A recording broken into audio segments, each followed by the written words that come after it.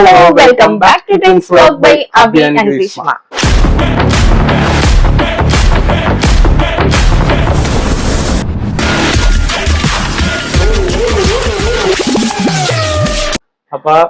നമ്മള് രണ്ട് ഫിലിമിന്റെ റിവ്യൂ ആയിട്ടാണ് വന്നേക്കുന്നത്. ഒന്ന് തലൈവ തലൈവി, രണ്ടാമത്തത് മാരിസൺ. ഓക്കെ. തലൈവ തലൈവി വിജയ് സേതുപതി, മക്കൾ വിജയ് സേതുപതി, നിത്യാമേനൻ, പാണ്ഡ്യരാജ് ഡയറക്ഷൻ. പാണ്ഡ്യരാജിന്റെ പ്രീവിയസ് പടങ്ങളൊക്കെ എന്താണ് കടൈക്കുട്ടി സിംഗം, പിന്നെ എതുക്കും സൂര്യയുടെ കടൈക്കുട്ടി സിംഗം, കാർത്തിയുടെ. എനിക്ക് പേഴ്സണലി ഇഷ്ടമില്ലാത്തൊരു പടമാണ് തലൈവ തലൈവി. എനിക്ക് ഇഷ്ടപ്പെട്ട തലൈവ തലൈവിനെ പറ്റി പറയുകയാണെങ്കിൽ ഓൾറെഡി നമ്മള് അതിന്റെ ടീസർ റിവ്യൂ ഒക്കെ ചെയ്തിട്ടുണ്ടായിരുന്നു.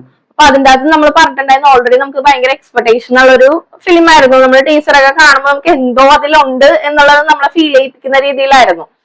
പിന്നെ അതുപോലെ അതിലെ സോങ്സ് ഒക്കെ ഭയങ്കര ഹിറ്റ് ആയിരുന്നു. അപ്പൊ ആ ഒരു ഇതിലാണ് നമ്മൾ ഫസ്റ്റ് ഡേ കാണാൻ പോയത് അല്ലേ? ഫസ്റ്റ് ഷോ പോയി കൊച്ചിയില് ഒബ്രോണില് 10 മണിക്കായിരുന്നു ഫസ്റ്റ് ഷോ.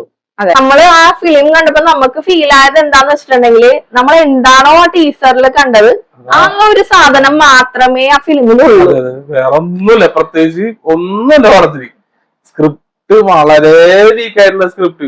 പണ്ടോലെ കാണുന്ന കഥ, ഭയങ്കര ശോകം ഡയറക്ഷൻ. നമ്മ അവിടുത്തെ വയസ്സൊക്കെ കാര്യമില്ലാത്ത സിനിമ ഈ വർഷം ഫീൽ ചെയ്ത ഫസ്റ്റ് മൂവി. അതും വിജയ് സേതുപതി, നിത്യാമേനോൻ ആ പാർട്ടില് കെമിസ്ട്രി കണ്ടപ്പോ ഭയങ്കരമായിട്ട് വർക്ക്ഔട്ട് എന്നൊക്കെ വിചാരിച്ചു. സംഭവം ഇത്തിരിയെങ്കിലും കഥ ഉണ്ടെന്നുണ്ടെങ്കിൽ എന്താണ് കഥ എന്നുള്ളത് ശരിക്കും നമുക്ക്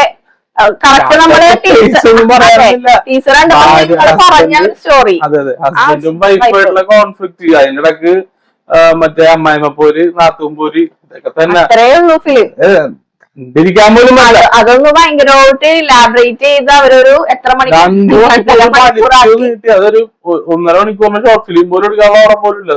അത് 2 മണിക്കൂറൊക്കെ വലിച്ചു കിട്ടി. ഭയങ്കരമായിട്ട് ബോറടിച്ച് ലാഗ്. കോമഡി നമുക്ക് കുറച്ച് ഇതൊക്കെ ഉണ്ട്. പിന്നെ ടൈലന്റ് ലാസ്റ്റ് പിന്നെ കുഴപ്പമില്ല, ലാസ്റ്റ് ഇരിക്കാൻ പറ്റുന്നുണ്ട്. ക്ലൈമാക്സ് കഴിഞ്ഞിട്ട്, അതായത് പോസ്റ്റ് ക്ലൈമാക്സ് കുറച്ച് കോമഡി സീനൊക്കെ ഉണ്ട്. പിന്നെ ഇവനുണ്ട് യോഗി ബാബു, ഒരു കാര്യമില്ല, വെറുതെ അവന്റെ കോമഡിയും വർക്ക്ഔട്ട് ആയില്ല. അതെ, അതും ഓൾറെഡി ടീച്ചറിൽ കാണിക്കണ ആ ഒരു സംഭവങ്ങളൊക്കെ തന്നെ. അതുകൊണ്ട് നമുക്ക് ഭയങ്കരമായിട്ട് എന്തോ ചിരിക്കാൻ അങ്ങനെയൊന്നും തോന്നുന്നുണ്ടായില്ല. മൊത്തത്തില് നമുക്കില്ല. ആ OTT വരുമ്പോ വേണമെങ്കിൽ കണ്ടോക്കിക്കോ. തിയേറ്ററിൽ നിന്നൊക്കെ വാസോട്ടെ പോകാൻ ചാൻസ്. പാട്ട് കിട്ടുന്നുണ്ട്. പാട്ട് നമുക്ക് ആ പാട്ടിന് വേണ്ടിട്ട് ഫിലിം കാണാൻ പോകാന്ന് മാത്രം. കുറെ പേരൊക്കെ ആ പാട്ട് പ്രതീക്ഷിച്ചിട്ടൊക്കെയാണ് പോയത്. പക്ഷെ നമുക്ക് ഇഷ്ടപ്പെട്ടില്ല കേട്ടോ പടം.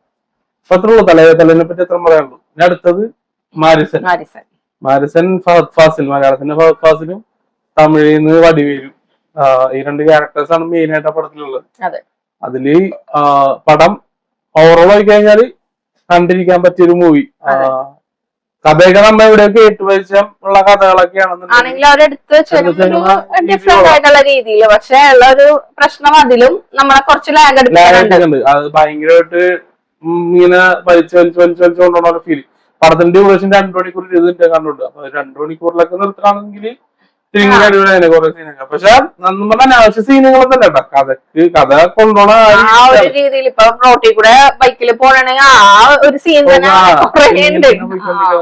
ആ ഒരു ട്രാവൽ ചെയ്യണതൊക്കെ. അപ്പൊ അതൊക്കെ ഭയങ്കരമായിട്ട് കാണിച്ചുകൊണ്ട് ആ ഒരു ലാഗ് ഉണ്ട്. പിന്നെ ഓവറോൾ പെർഫോമൻസിന്റെ കാര്യത്തിൽ കിടിലൻ. ഫാസിലും കിണ്ണൻ എനിക്ക് പേഴ്സണലി ഫീൽ ചെയ്ത്.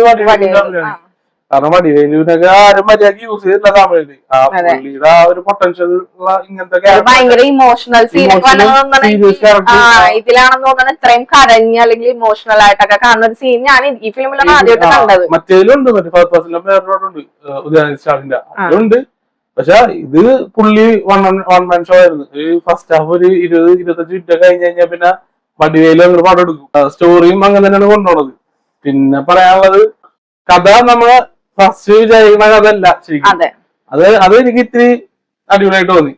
ശരിക്കും കഥ എല്ലായിടത്തും നമ്മൾ കണ്ട് പരിചയമുള്ള ഒരു കഥയാണെങ്കിലും അവരത് എടുത്തു വെച്ചേക്കണത് എക്സ്പെക്ട് ചെയ്യും ഇന്ന കഥയാണെന്നുള്ളത് എക്സ്പെക്ട് ചെയ്യും. പക്ഷെ അതിൽ നിന്നൊരു ഡിഫറെന്റ് ആയിട്ട് ആ സെക്കൻഡ് ഹാഫിലേക്ക് പോകുമ്പോ ഒരു ചെറിയൊരു ട്വിസ്റ്റ് എന്നൊക്കെ ആണെങ്കിൽ പറയാം.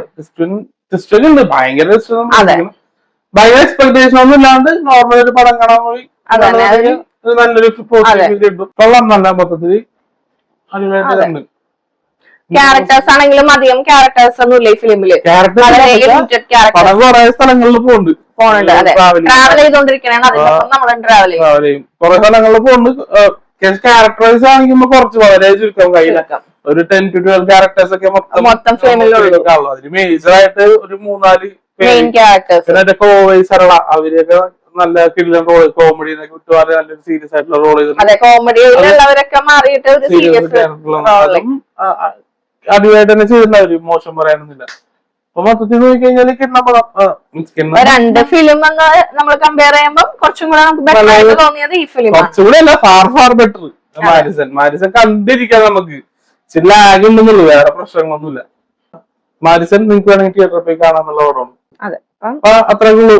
നമ്മൾ ഈ ചെറിയ വീഡിയോ ഇഷ്ടമായെങ്കിൽ ലൈക്ക് ചെയ്യുക, ഷെയർ ചെയ്യുക, കമന്റ് ചെയ്യുക, സബ്സ്ക്രൈബ് ചെയ്യുക, ചാനൽ കൂടുതൽ ആൾക്കാരിലേക്ക് എത്തിക്കാൻ ഹെൽപ്പ് ചെയ്യുക. Thank you. Bye.